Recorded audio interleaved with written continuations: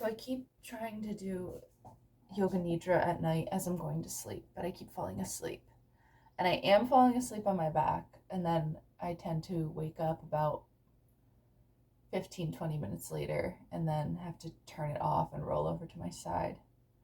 But I had some crazy, crazy dreams last night. Stepping into the high gravity environment and kind of like collapsing because it was like so heavy, and I had to stay in this low gravity environment. And in the dream, I felt really some kind of way about it. Like I was sad, or I was like worried or stressed because I couldn't be in the high grav environment. I had to be in the low grav. And I think that Matt Damon was like a high grav being. And so we had to meet in this hotel room, and he was sort of like, it was a low grav hotel room. And he was like, a high grav person. So he was like a little floaty and feeling like that. And I was just feeling sort of normal. But I can't remember what he said to me. There was like an urgency. There was like a sense of urgency about it. I do remember wearing hockey gloves, but it was like not earth hockey. It was like interstellar hockey. Because the goal was not to get it in a goal. The goal was to hit this woman in the chest with the puck, but I threw it with my hands. And it was like this low grav puck that I was throwing, and then I would hit her in the chest, and that was a goal.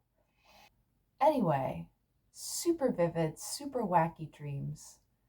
And I'm wondering if this has something to do with the astral projection that I've been trying to do. So it's morning now. I'm going to do a replay of one of the etheric bodybuilding classes and try and kind of get into that headspace this morning. I don't know if the vividness of these dreams means that I'm getting closer to something, but at night when I do the yoga nidra, I just fall asleep. And I think it's because it's dark, I'm in my bed, it's time to go to sleep. My body goes, okay, yep, sleep time. So I'm hoping that if I do it this morning and I'm not in my bed, I'll be on my yoga mat, that it will work better. So I'd love to hear what she has to say about my gateways and meridians, considering that I've been, doing this practice for so long, like 5 months now, of Kundalini yoga. And there might be something interesting happening under the surface that I don't know about, but she could probably tell me about. Right now, I still feel like I'm just so learning. I'm just learning all the time. But when is the point where that switch happens, where I feel maybe I'll never feel comfortable enough to do it and I just have to do it? But how do I get people to trust me? That's always been my thing. It's like, how do I make it so that people will trust me? Is it a level of self-trust that I don't have yet? It's like I need someone to give me permission to tell me, like, no, you are attuned enough. No, you are connected enough. No, you have built your etheric body enough. Maybe after this 12 weeks of etheric bodybuilding is done, I will feel some sense that I'm ready. But then there's this thing of like, oh, you're never ready. You just have to go for it. I'm frustrating myself. I'm going to get into this astral projection, yoga nidra, etheric bodybuilding now and stop talking. I have to wait for the internet to come back up. My dad said it'll come back up soon, but I was like enraptured. It's like I had my notebook and I was like soaking in every single word, and then nope, not right now. So uh coffee, chilling. I guess I could meditate for a little bit. Maybe I'll just do like a 15-minute sit. A 15-minute sit's calling for me. I'm gonna do a 15-minute sit. Well, I did my 15-minute and the internet's still out. So I'm gonna do some clothing repair. They made it really crappy. Like they just glued part of it down, and it's like coming up, like the glue is deteriorating, so I'm gonna sew it all down.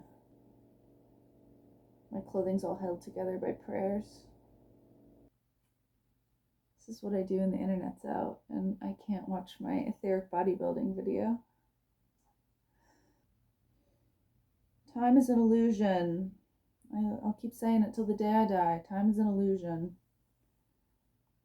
We're here experiencing this linear time, but that's just one way to perceive it. We're here in the 3D because linear time serves as a way for us as souls to learn. But when we step outside of the constraints of time, you can actually learn so much more.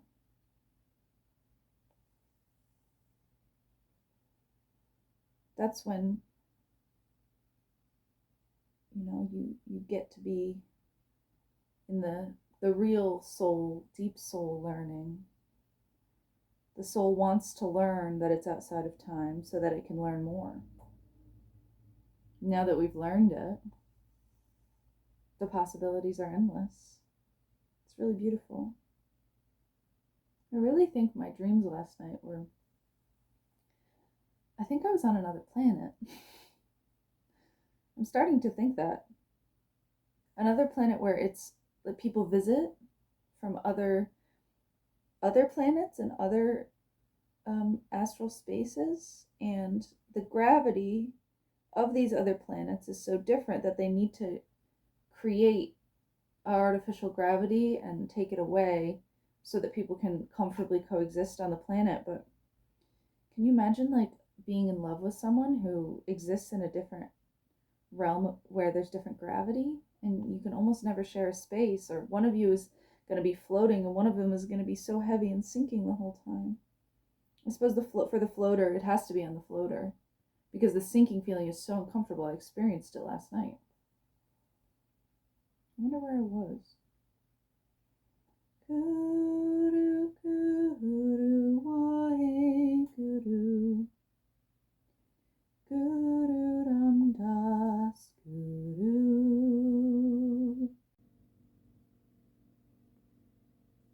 This would probably be a lot faster if I just threw in the sewing machine, but there's something also really nice about like the feel of the fabric in your hands and doing every single stitch by hand and singing mantra while you do the stitches. It puts a little bit of magic into the clothing, I think, and offers some like etheric protection just through you putting intention in the stitches when you repair your clothes. Yeah, if you work with a lot of people or a lot of equipment all day, it's going to mess with your etheric body. And I'm like, bingo, bingo, bango, bongo. Like, that's exactly what's happening. These headsets are messing with my arc line and making my brain go fuzzy. And that's why I'm so freaking exhausted after a long day of working. So my new nighttime routine is come home, tune in Fists of Anger, because that clears the arc line, which is so important after using those headsets all day. And then I'm going to do my addiction meditation after work, because that will also just like give me clarity, clear up the thought patterns and the energy bodies.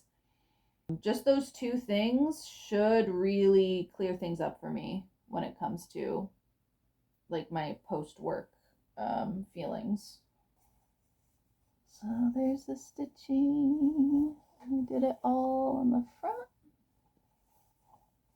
and the sides. I still don't have internet. I'm going to read my book.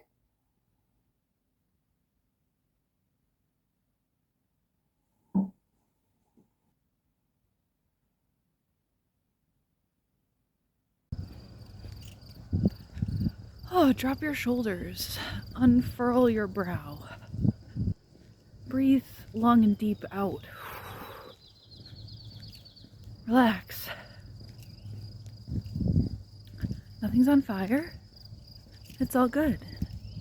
We're just on a walk. A walk is great. We love walking.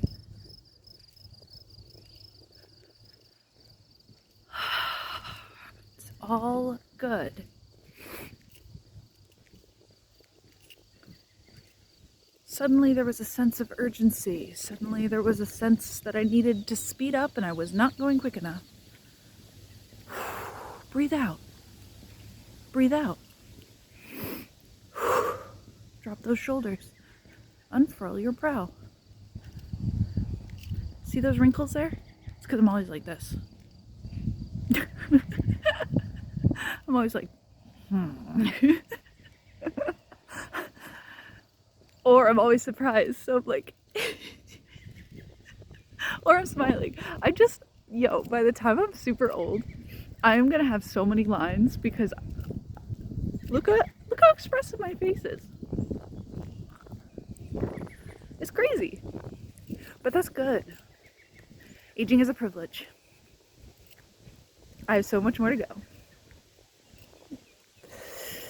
And we're walking.